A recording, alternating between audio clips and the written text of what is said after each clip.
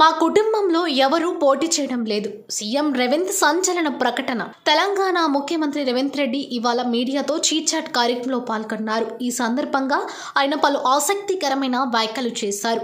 ప్రస్తుతం రాష్ట్రంలో ప్రతిపక్ష నేత లేడు అని కేసీఆర్ను ఉద్దేశించి మాట్లాడారు. 5 నెలల్లో నన్ను దించుతానంటున్నారని, నన్ను దించాలంటే కేసీఆర్ మోదీతో కలిసినా సాధ్యం కాదన్నారు.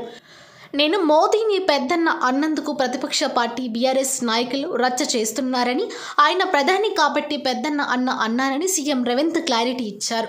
అయితే మోదీతో అభివృద్ధిపై మాత్రమే చర్చించారని, కేసీఆర్ల గదిలోకి వెళ్లి చెవిలో చెప్పలేదని కౌంటర్ ఇచ్చారు.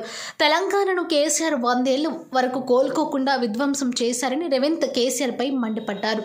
ఇక మేడిగడ్డ విషయంపై రేవంత్ మాట్లాడుతూ, మేడిగడ్డ ఎన్డీఎస్ఏకు లేఖ రాశామని, 4 నెలల్లో నివేదిక ఇస్తున్నామంటున్నారని, 4 రోజుల్లో కూడా నివేదిక ఇవ్వచ్చు అని రేవంత్ అన్నారు. కాళేశ్వరంకు సంబంధించి అవినీతిలో 99% అధికారుల భాగస్వామ్యం ఉందని, విచారణ జరపాలంటే అధికారుల కొరత ఉందని రేవంత్ తేల్చి చెప్పారు. ఇక పార్లమెంటు ఎన్నికలకు ప్రస్తావిస్తూ, ఈ నెల 7, 8న తొలి జాబితా ఉంటుంది అని, మా కుటుంబంలో ఎవరూ పోటీ చేయలేరని, అలాంటివి నేను ఎంకరేజ్ చేయనని రేవంత్ అన్నారు.